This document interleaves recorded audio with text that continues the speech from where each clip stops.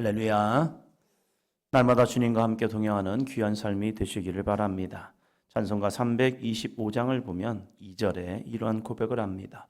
이 세상 사는 동안에 주 이름 전파하면서, 예수님을 전파한다는 것은 어떤 것일까?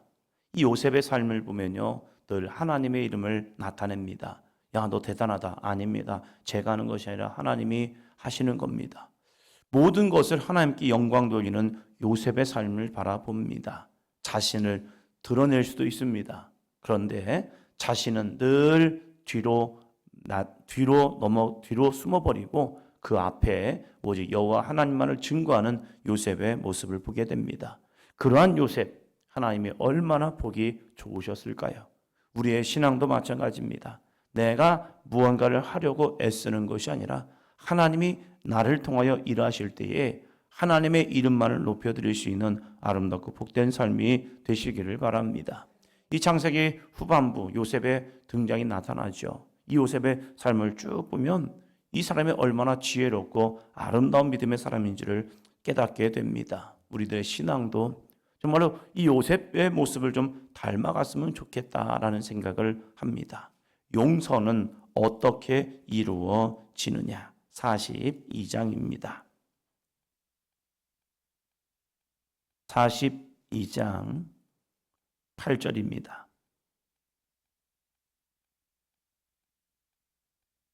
요셉은 그의 형들을 알아보았으나 그들은 요셉을 알아보지 못하더라. 아멘. 형들은 요셉을 팔았습니다. 그러나 요셉은 형들을 그렇게 미워하지는 않았습니다. 형들에게 상처는 있겠죠. 왜요? 상처를 줬기 때문에. 누군가 나를 때리면 아픔은 옵니다. 누군가 나를 꼬집으면 통증이 와요. 아야! 라고 말합니다. 누군가 나를 힘들게 하면 상처는 있습니다. 요셉은 상처도 없는 사람이 아닙니다. 그도 사람입니다. 누군가 나를 힘들게 하고 아프게 하고 어렵게 하면 나도 모르게 그를 향한 미움의 감정도 생길 겁니다. 그러나 이 요셉의 삶을 쭉 보면 형들에 대한 원한을 갚으려 하지 않습니다. 그런데 이 요셉은 그 형들을 알아보았으나 그들은 요셉을 알지 못합니다.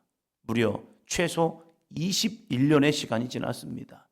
17살에 이제 끌려온 이 요셉이 13년의 시간 동안, 그래서 30살에 드디어 총리로 임명을 받습니다. 그리고 나서 7년의 풍년의 시간이 지나고 흉년이 시작되었습니다. 그리고 45장에 보면 이제 야곱이 내려오면서 흉년이 5년이 남았으니까 아버지 돌아오소서, 일리 오소서, 제가 아버지와 형제들을 다 봉양하겠습니다 라는 고백을 해요. 그러니까 흉년이 시작되고 한 1년 정도 되니까 먹을 것이 없는 거죠. 그래서 이 아들들을 보낸 겁니다. 그런데 이 요셉은 형들을 보았습니다. 한 21년의 시간이 지나면 얼마나 형들이 보고 싶었을까? 형제들이 보고 싶었을까? 이런 형도 있고 저런 형도 있지만 그래도 21년 만에 봤으면 너무 좋았을 것 같아요. 그런데 요셉은 자신을 나타내지 않습니다. 그리고 한 가지를 깨닫게 됩니다. 9절이요. 요셉이 그들에 대하여 꾼 꿈을 생각하고 그들에게 이르되 너희는 정탐꾼들이라 이 나라의 틈을 엿보려고 왔느니라. 형들을 만났으면 너무 기뻤을 텐데 그 기쁨을 뒤로하고 하나님이 자신에게 주었던 꿈, 무려 21년 전에 주었던 하나님이 주신 꿈을 기억하게 되는 겁니다. 곡식단들이, 형들이 묶었던 곡식단이 내가 묶은 곡식단에게 절을 하던 그 꿈. 한번 더 합니다. 하나님은 하십니다. 할렐루야.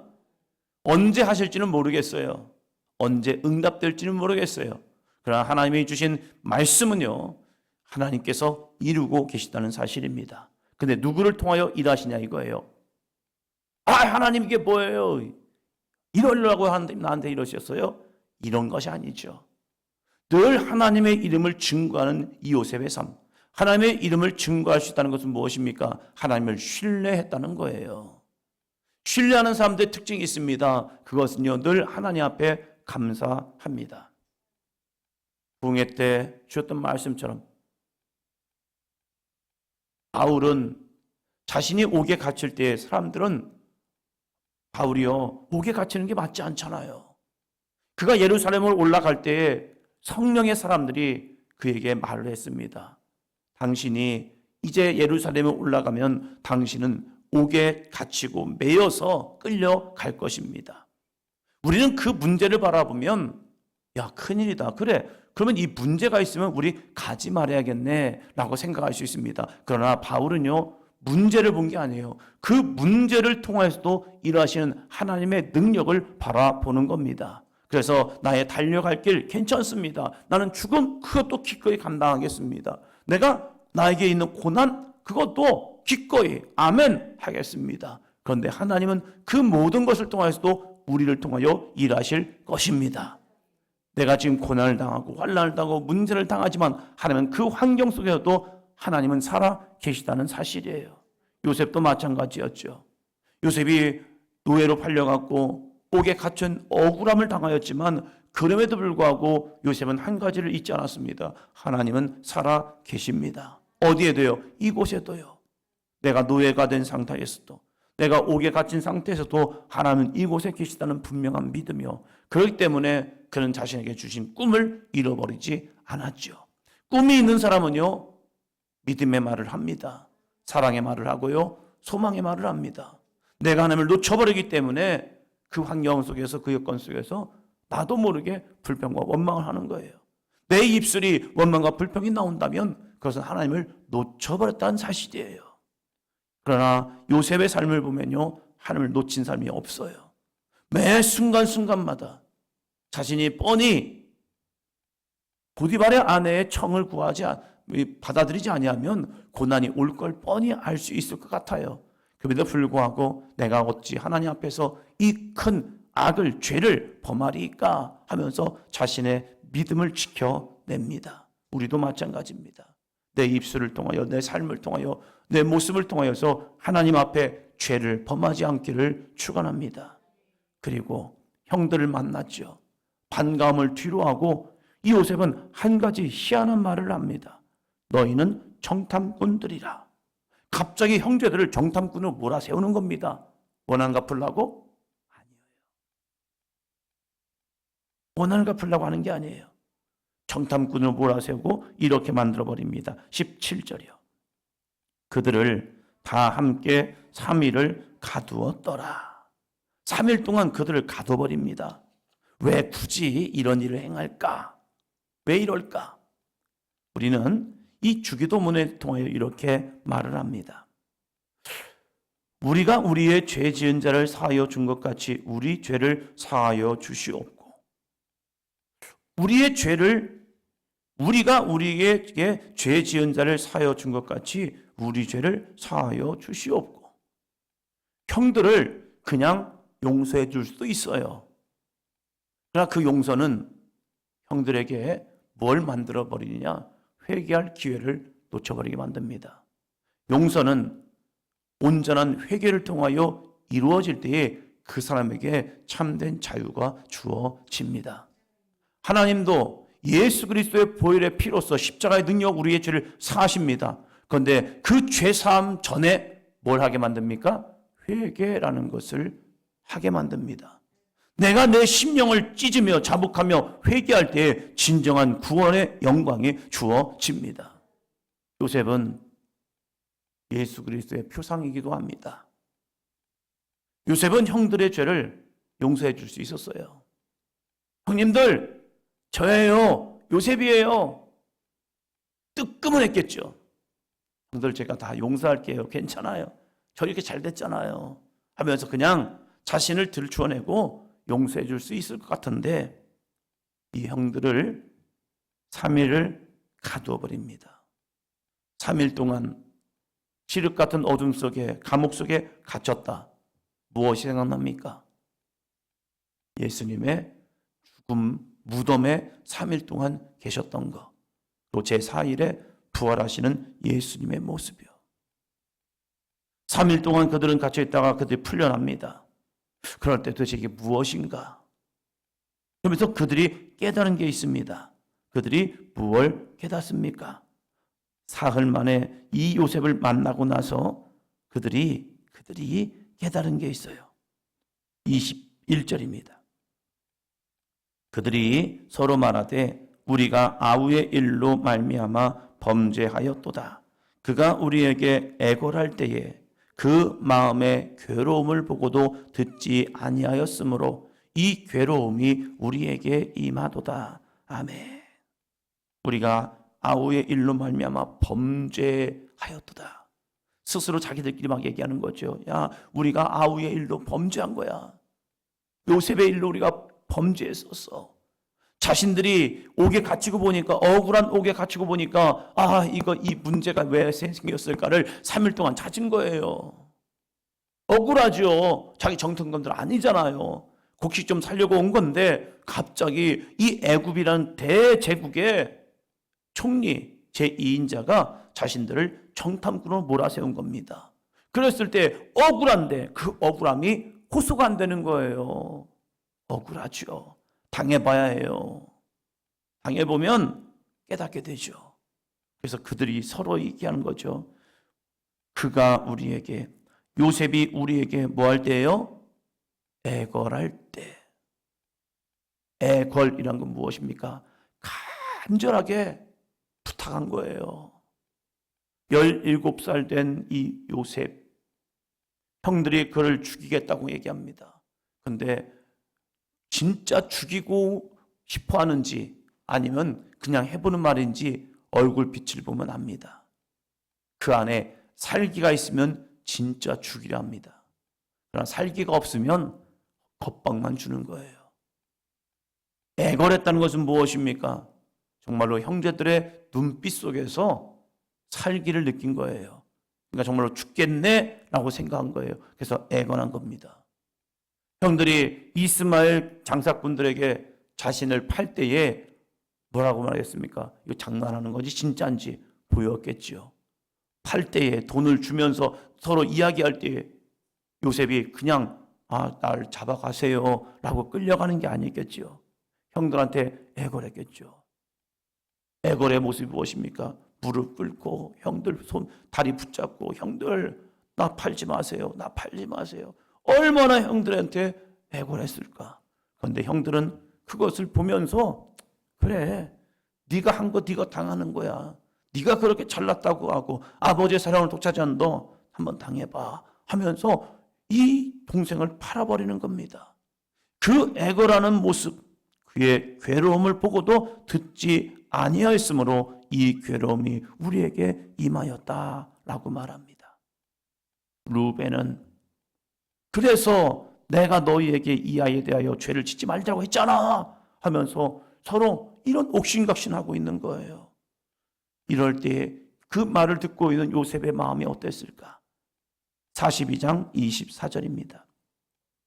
요셉이 그들을 떠나가서 울고 다시 돌아와서 그들과 말하다가 그들 중에서 시몬을 끌어내어 그들의 눈 앞에서 결박하고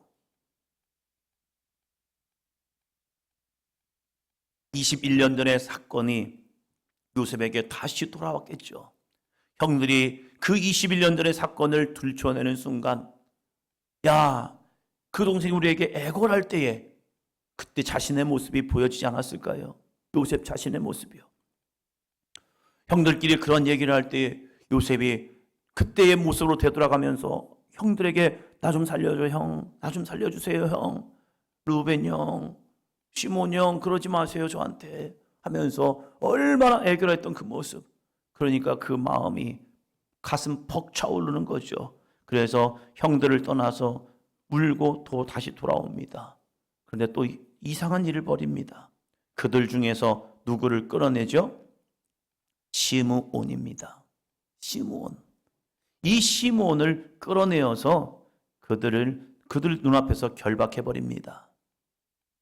형제들 앞에서 10명의 형들 앞에서 오직 시므온만 다시 끌어내어 이들의 눈앞에서 결박하고 그를 옥에 가둬버립니다.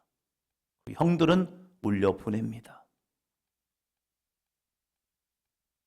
왜 그랬을까? 그냥 저의 추측으로는 시므온이 요셉을 죽이는 주동자였던 것 같습니다. 그들은 지금 자신들이 했던 일들을 되돌아보는데 그 되돌아본 모습 속에서 정말로 그 앞에서 주동하는 사람들이 늘 있잖아요. 어떠한 문제가 발생하면 그 문제 속에서 함께하는 사람들도 있지만 주동자가 분명히 있습니다. 거기서 선동하는 분들이 있죠. 그래서 막 이렇다고 저렇다고. 그 사람을 이 요셉이 가두어 두지 않았을까? 가두어 두는 것은 너 한번 봐 이게 아니라 요셉의 진정한 마음. 이 시므온이 형들이 다 올라갔다가 다시 내려오는 그 시간이 언제일지 모르겠어요. 그러나 그 많은 시간 동안 이 시므온은 갇혀 있으면서 철저한 회개를 하지 않았을까? 내가 요셉을 미워했던 것, 요셉을 시기했던 것, 그리고 이 요셉을 죽이려고 앞장섰는데 그 앞장섰던 이 자신의 모습을 회개함을 통하여서 마지막에는 요셉이 형들을 다 끌어안고 용서를 하지요. 용서란 것은 바로 그건 것 같아요. 우리 믿음의 사람들이 나에게 상처 주고 아픔을 주고 문제를 했던 사람들 용서해 줘야죠. 근데 그 용서는 되돌이키는 그 시간을 줘야 한다는 사실이에요. 그렇지 아니하면 그 사람은 이렇게 해도 되는 줄 알아요. 왜? 저 사람이 날 용서해 주니까. 내가 어떻게 해도 저 사람은 날 용서해 줘. 내가 이렇게 해도 용서해 주고 저렇게 해도 용서해 줘. 그러면요 그 사람을 더 범죄케 하더라고요. 에이, 나만 참으면 되지. 아니에요. 나만 참으면 되는 것이 아니라 그 사람이 문제를 깨닫게 하는 겁니다. 그래서 예수 그리스도의 십자가의 구원의 역사는요, 철저한 회개하는 자만이 얻을 수 있는 구원의 은총인 거예요. 예수님, 나를 위해 십자가 죽으셨으니까 나의 모든 죄 다 사니까 나 이렇게 죄를 져도 되겠네? 아니, 너 그러면 심판이야. 그러나 철저하게 죄를 미워하고 주님 앞에 회개하는 그 믿음의 사람을 통하여 십자가의 구원은 오늘도 이루어집니다. 요셉은 그 하나님의 은혜의 사랑을 깨닫게 하고 있는 거예요. 우리들이 이 두 주간의 시간을 통하여서 부활절을 준비하면서 이 땅에 구원자로 오시고 우리의 죄를 용서하기 위해 하신 예수님을 날마다 증거할 수 있는 삶이 되시기를 축원합니다. 왜 예수님을 믿어야 하는지, 우리는 다 죄인이기 때문에요. 회개함을 통하여 구원의 은총이 주어집니다. 요셉은 형들에게 이 귀한 하나님을 향한 은혜를 깨닫게 하기 위해서 자기에게 회개하는 것도 중요하지만 하나님과의 관계가 회복되는 거. 그래서 우리가 하나님 앞에 죄를 지었구나. 이걸 깨닫게 하는 시간을 주는 이 요셉의 지혜로움. 오늘도 이 거룩한 지혜로움이 저와 여러분에게도 있기를 축원합니다. 문제를 통하여서 우리는 죄를 찾아내어야 합니다. 하나님은 그냥 문제가 아니에요. 누군가 고통을 당하고 문제를 만나면 우리는 기도해야 합니다. 하나님, 그 사람이 정말로 하나님을 만나는 사건, 그래서 회개하여 구원을 얻는 은혜가 될 수 있도록요. 기도합니다.